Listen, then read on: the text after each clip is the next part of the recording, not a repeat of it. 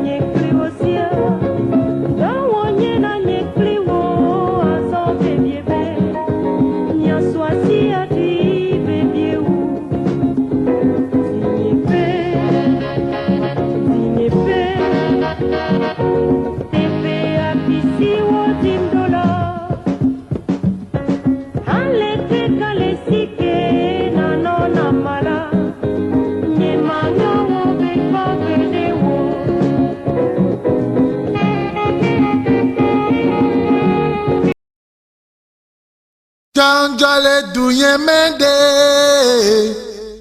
Fofo village Raouma Aoyaka Mujole douye mempe Noyembe village Raouma Aoyaka Noyembe moule cerveau mende Fofo village Raouma Eglo Aoyaka Moule douye mempe Noyembe village Raouma Aoyaka Kowelo nujolo Aoyaka Kowelo nujoki Aoyaka Kowelo nujolo Aoyaka Kowelo nujoki Aoyaka Dakpata ya kribo liako Aoyaka Dakpata ya kribo fente Aoyaka Dakpata ya kribo sote Aoyaka Dakpata ya kribo roule Aoyaka Dakpata ya kribo rampe Aoyaka Tokoke Membe umbeya ogbona Tokoke Membe umbeya ogbona Tokoke Membe umbeya ogbona Tokoke Membe umbeya ogbona Sokiliso Nyonu ya voma ya gode So Nyonu ya voma ya gode Sokiliso Nyonu ya voma ya gode So Nyonu ya voma ya gode So Nyonu ya voma ya gode Sokiliso Nyonu ya voma ya gode Kowelo nujolo Aoyaka Kowelo nujoki Aoyaka Kowelo nujolo Aoyaka Kowelo nujoki Aoyaka Dakpata ya kribo liako Aoyaka Dakpata ya kribo fente Aoyaka Dakpata ya kribo rampe Aoyaka Dakpata ya kribo roule Aoyaka Tokoke Membe umbeya ogbona Tokoke Membe umbeya ogbona Tokoke Membe umbeya ogbona Sokiliso Nyonu ya voma ya gode Sokiliso Nyonu ya voma ya gode So Nyonu ya voma ya gode Sokiliso Nyonu ya voma ya gode Amekepo umyo bete kwe wato agbaja umyo oko metila yi Mila boe fofo mila boe Amekepo umyo bete kwe wato agbaja umyo mako pila yi Mila boe fofo mila boe Amete bo umyo bete kwe wato Akaja umyo bete kwe wato Mila boe fofo mila boe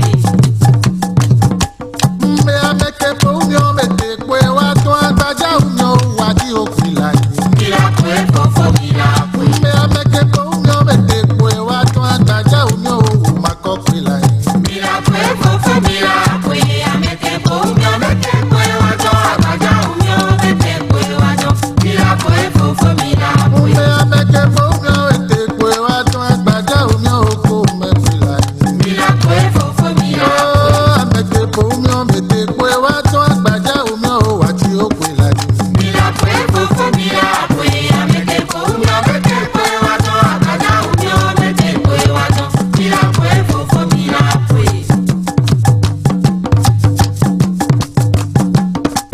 Ete isenge agbalo Obi isenge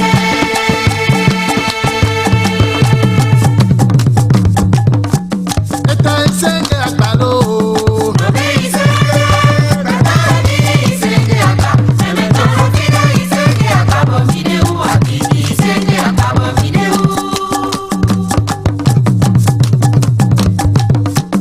Ete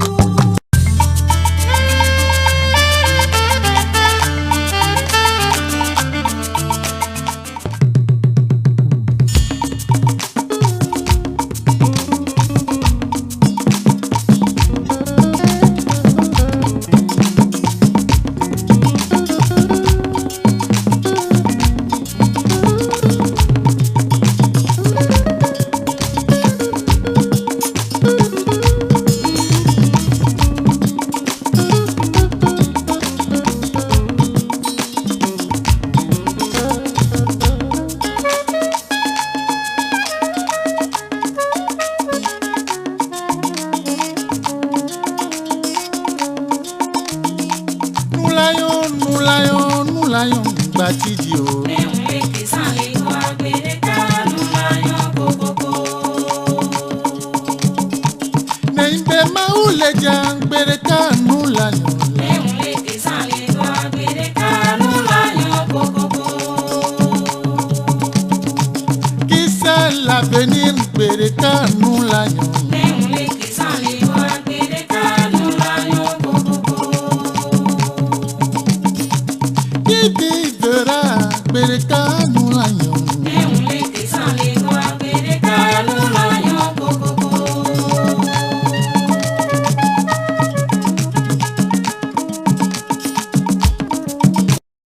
Ẹgbẹ́ pátá mú pọ́sọ̀ gbèrè kánú láyọ̀. Mẹ́hùn lè ké sàn lè tó agbèrè kánú láyọ̀ kókókó. Mẹ́hùn lè kì sàn lè dọ́à. Agbèrè kánú láyọ̀ kókókó.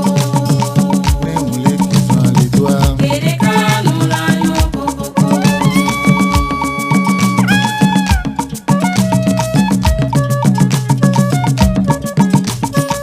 Oh, ata. Oh, ata. Nyemu jibe madu mpe o, mpe la mo odo mi o. Yesu wena mujro. Nínú pọ́nmọ́ ọ̀tọ̀ fọmẹ́kúnlẹ̀ gbèrègbè o. Agbèrè kánú láyọ̀ kókókó. Oh, ata. Nyemu jibe madu mpe o, mpe la mo odo mi o. Yesu wena mujro. Nínú pọ́nmọ́ ọ̀tọ̀ fọmẹ́kúnlẹ̀ gbèrègbè o. Agbèrè kánú láyọ̀ kókókó. Oh, Seigneur. Nyemu jibe madu mpe o, mpe la mo odo mi o. Yesu wena mujro. Nínú pọ́nmọ́ ọ̀tọ̀ fọmẹ́kúnlẹ̀ gbèrègbè o. Agbèrè kánú láyọ̀ kókókó.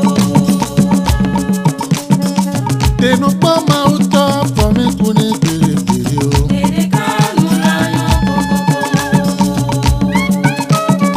Tenu pama uto fome kune kere kere o. Agbèrè kánú láyọ̀ kókókó.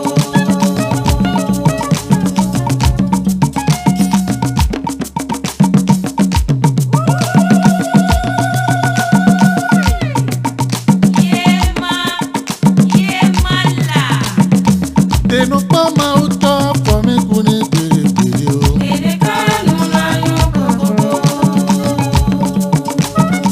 Tenu pama uto fome kune kere kere o. Agbèrè kánú láyọ̀ kókókó. Tenu pama uto fome kune kere kere o. Agbèrè kánú láyọ̀ kókókó. Tenu pama uto fome kune kere kere o. Agbèrè kánú láyọ̀ kókókó. Tenu pama uto fome kune kere kere o. Agbèrè kánú láyọ̀ kókókó.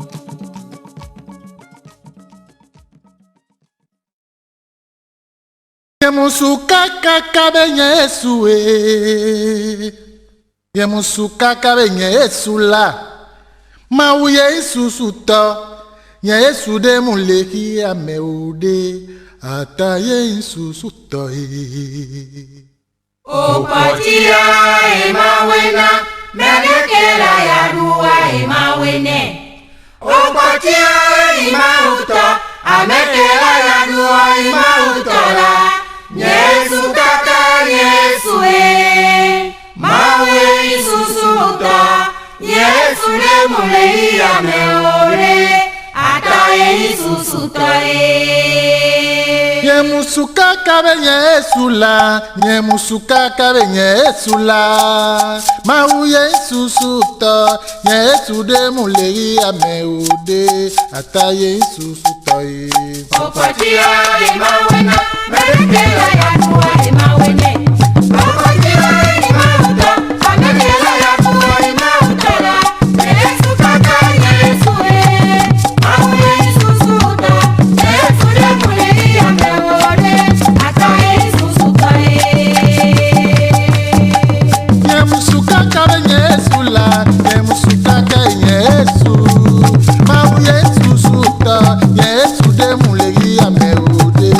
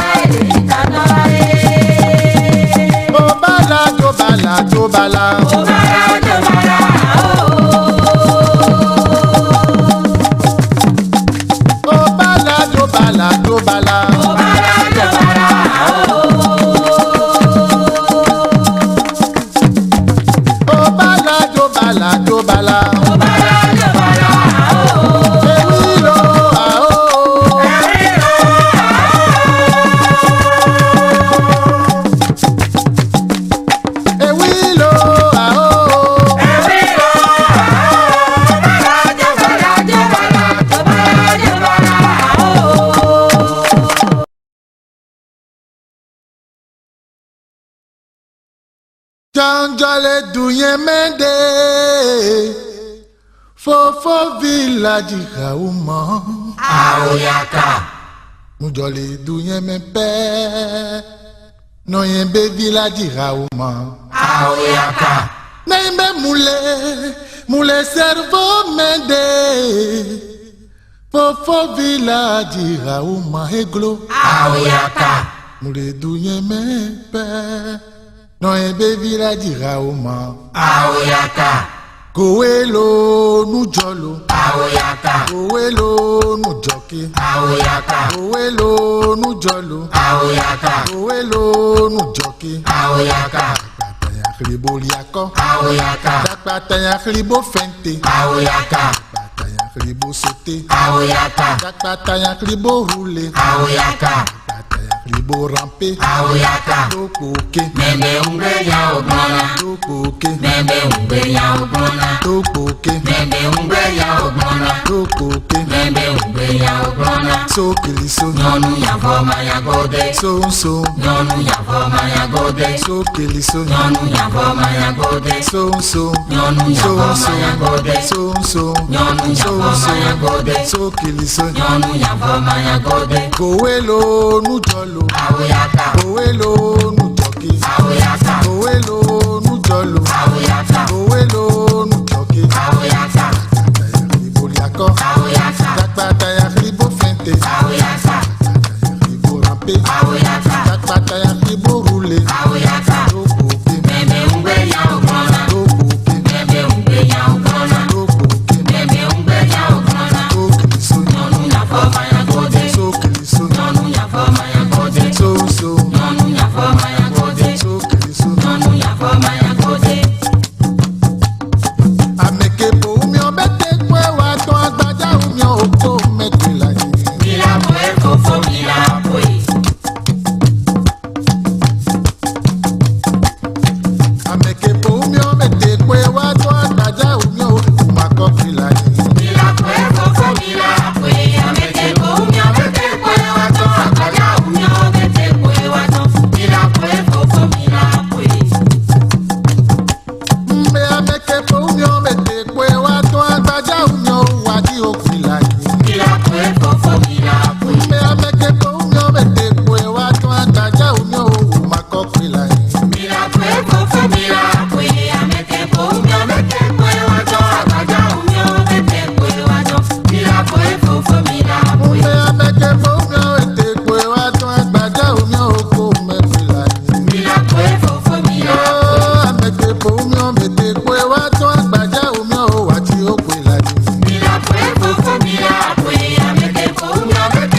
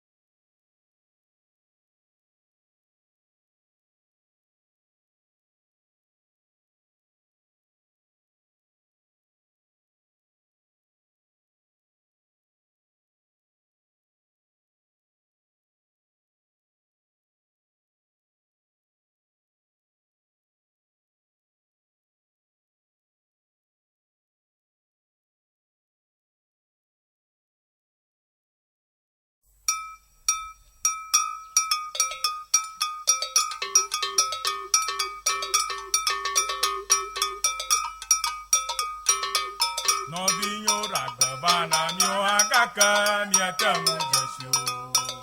Kristo tawe nyagbadi maja wada tolu. Yao to ragbana mio agaka miatemu jeshu. Kristo tawe nyagbadi maja wada tolu. Kamo se moli maya o makweso. Opepe no kogaka wonu madanu. Yagro me mala manya makata la komasamo. Maola minuto yaka ofonya bromila nami. Baduko kaka na makojijo. Yaga pana mau. Nanya korila mayo. Ukowe chaburu. Maola michoma. Bodo machicha omae. Panamao pe Kristo tawe Bala ya enya hafi Kristo bala ya Yatamano jijo koma Bao chokae Kristo tawe Zia kobo bonu fia madamanya Mama we chabli makoto Alaba joba dona hano Kichuende jodona Maglomu nami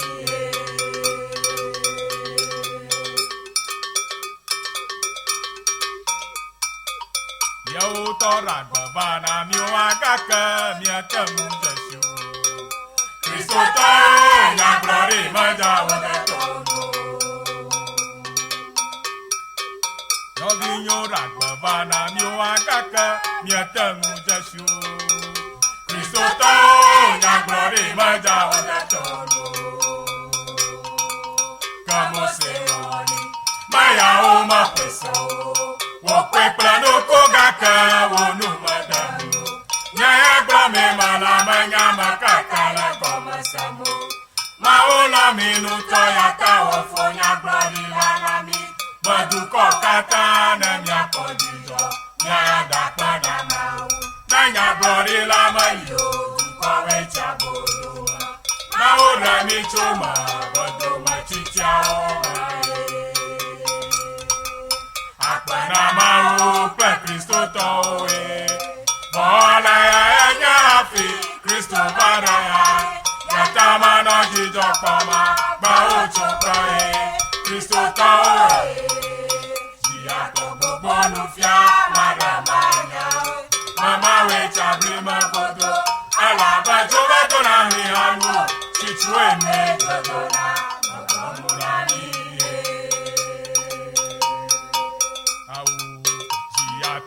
Bonu fia madamanya Mama we chabli magodo Alaba joba dona hihanu Chichwe me jodona Makamulani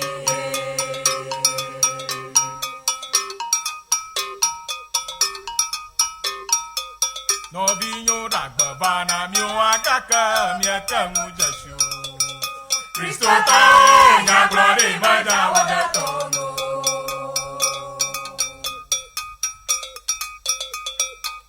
Yao to hohovana mio agaka miatemu jeshu. Kristo tawe nyagbadi maja wada tolu. Kamo se moli Maya o makweso. Wokpekpla no kogaka wonu madanu. Nyagba me mala manya makaka la komasamo. Maola minuto yaka ofo nyagbadi lanami. Baduko kata na myakodijo. Nyaga pana mau. Nanyagba lamayo. Ukowe chabolo. Maola michoma. Badu machicha omae. Panamao pe Kristo tawe Bala ya enya hafi Kristo bada ya Yatamano jijo koma Bao chokae Kristo tawe Zia kobo bonu fia madamanya Mama we chabli magodo Alaba joba dona hihanu Chichwe me jodona Makamulani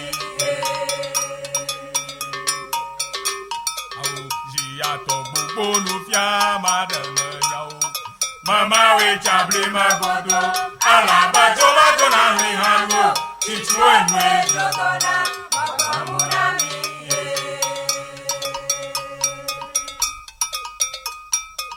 Novinho rambavana mio agaka miatamu jashu Cristo tae na glory maja wagatono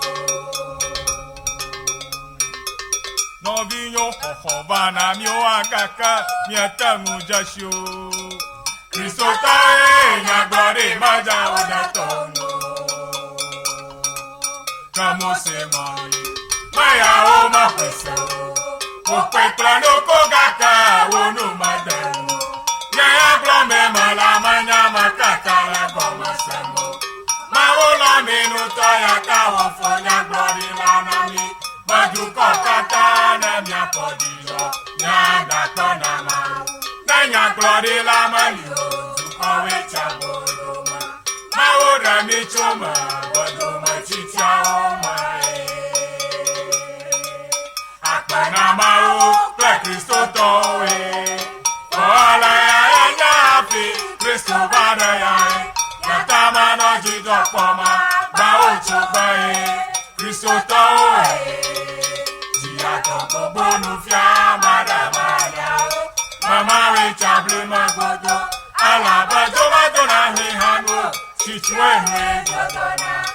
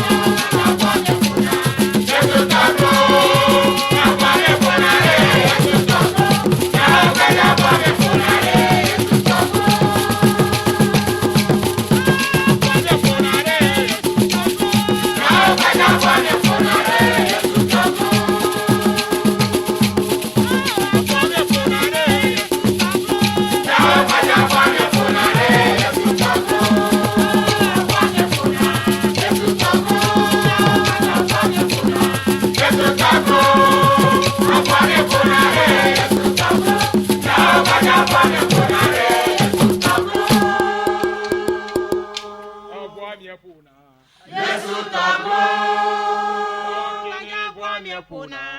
Yesu kata klo.